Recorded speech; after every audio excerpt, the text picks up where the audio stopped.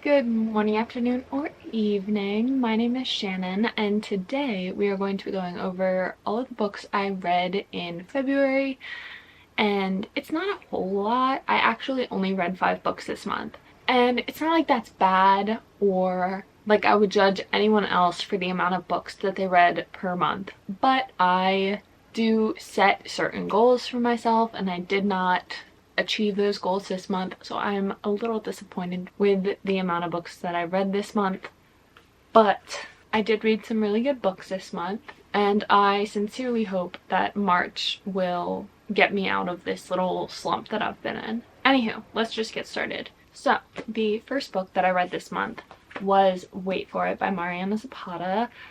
I decided to get back into Mariana Zapata in February just because I saw Heather's January wrap-up where she literally read, I think, like 4 or 5 Mariana Zapata books that month.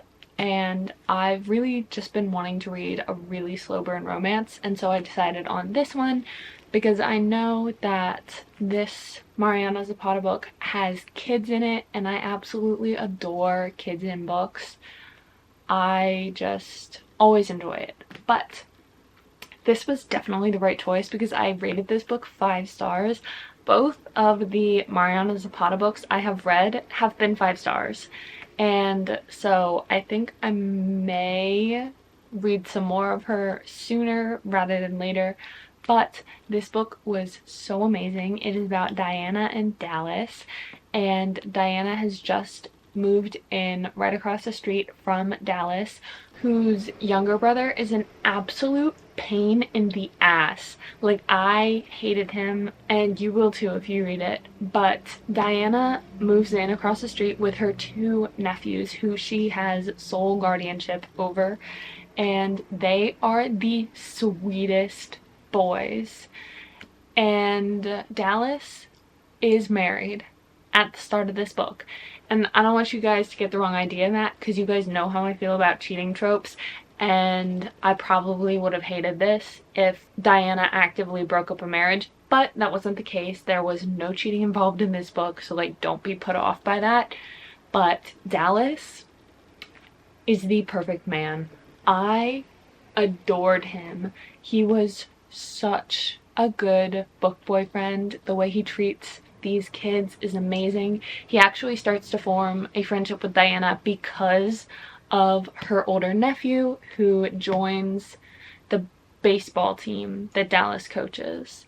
But it was such a good book, and I rated it 5 stars, and I would highly recommend this. Although, again, I feel like this is known, but I need to make this disclaimer.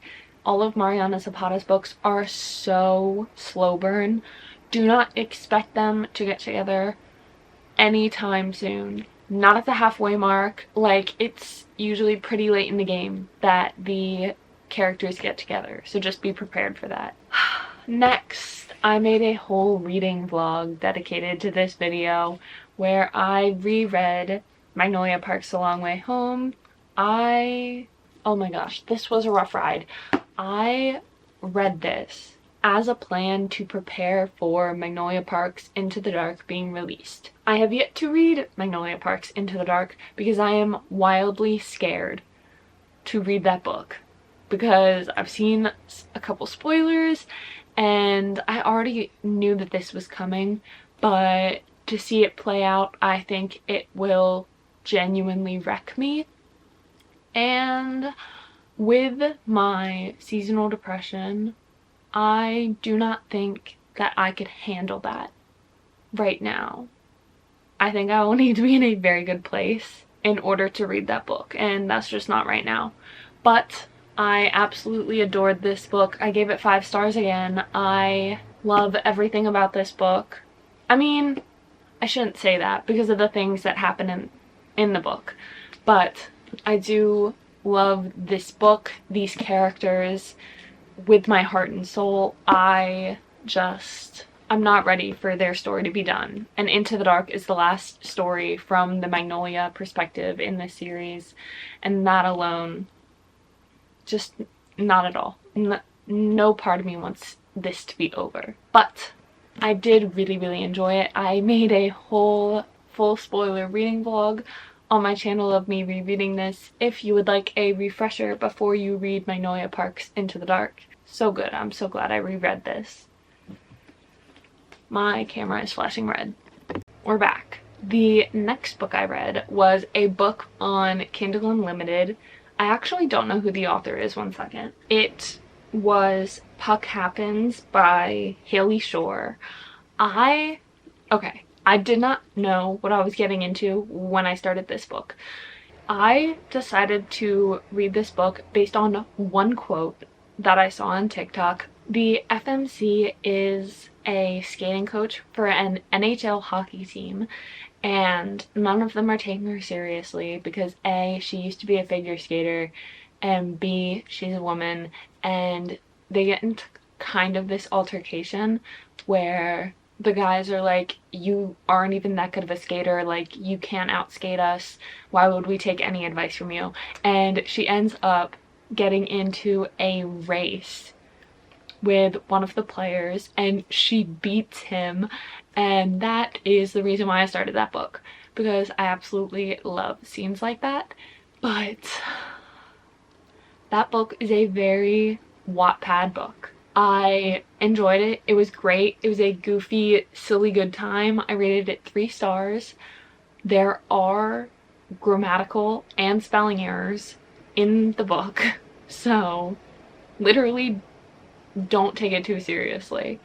I hadn't read a book for maybe like a week when I started that, and I just wanted to have like a silly goofy time, and that was perfect for that. 3 stars. The romance is between her and Dylan, who is the head captain of said NHL team, and they actually meet before they find out that they work together, and it's a whole thing. But I really enjoyed it and it was really fun. Next, I ventured into a genre I have not been in over a year. I also made a whole reading vlog on this where I read thriller books for 24 hours, and the champion of that vlog was definitely Everyone in My Family Has Killed Someone by Benjamin Stevenson. I adored this book so much. I have almost nothing bad to say about it. I ended up rating it 4.75 stars, and I will explain. So, I loved just about everything in this. The narrator is so funny. He constantly breaks the fourth wall in order to talk to us directly as an audience, and he constantly makes remarks on tropes within thrillers and mysteries and just how cliche it all is, and I just love it. It was so funny. It was consistently action-packed from the start, and the title does ring true. Everyone in his family has killed someone. You just have to get to each person's section to find out who. And it's so good. I just legitimately loved it. The only thing I didn't love was how things ended up playing out. I do not like who it ended up being. I felt that that was a trope that was just so overplayed, and I didn't really love that. But I literally loved everything else. And the final scene in this book is perfect.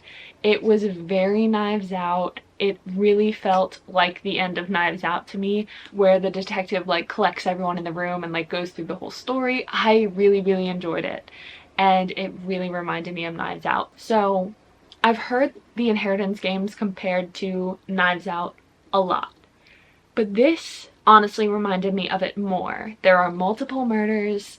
The detective, it's just so good. It's so good. And when we finally get to the narrator's section on who he killed at the end of the book, it comes so full circle. I just absolutely adored this book. But yes, 4.75 stars. This made me so excited to get back into thrillers, and I will definitely be trying to read more of these throughout the year than I was planning. The last book I read this month was actually an audiobook that was also a part of my thriller video, called Dirty Laundry by Disha Bose. I believe I'm pronouncing that name correctly, but for the most part, I did enjoy this book. Oh my gosh, I went into a full-fledged rant about this book in my vlog, but to hit the headlights, the way that this book was laid out, I wasn't a huge fan of. It gave you the body being discovered at the beginning of the book, and then it cut to a month before, and we just see all the lead up to the murder, and that was it. We see it happen, but that's it. We don't get to see anyone like figure out who killed her. We don't get to see anyone being held accountable for what happened to this woman. It is about the murder of a suburban mom influencer in Ireland, and dear God, I absolutely hated her. We are given three moms' perspectives in this community: the momfluencer, her next door neighbor who has like a feud with her, and then her supposed best friend in the community. I really liked the neighbor and the best friend, but this momfluencer, I am telling you, I can absolutely see why she got murdered. I legitimately hated this woman. I did not want to be in her perspective at all. She was a legitimately horrible person doing legitimately horrible things that would make multiple people want to kill her. And I was so unsatisfied by the ending. I thought we would have seen something way more satisfying, and this was just so lackluster. I just absolutely hated it. I wanted to see so much more, and we just weren't given it. I ended up rating that 3 stars just because the book really did have me enraptured while I was listening to it. I did not want to stop listening at all. I needed to find out how this happened to this woman. I wanted to see, basically, to put it bluntly, I wanted to see her get hers. And I was just so unsatisfied with what happened, and I didn't love it. But it did keep me hooked, and I should give it some credit for that, so I gave it 3 stars. Those were all the books I read this month. This is probably going to be a very short video, and if you like that, great. If not, sorry. Stay tuned till next month's reading wrap up, and hopefully it'll be a lot longer because I will have read a lot more books. But that is the end of today's video. I sincerely hope you guys enjoyed. If you did, please make sure to give it a thumbs up and subscribe. All my social media is linked down below for you guys. Make sure you turn on the post notification bell so you guys can get notified right when I post a new video. I hope you all are having an absolutely wonderful morning, afternoon, or evening wherever you are in the world, and I will see you guys in my next video. Bye!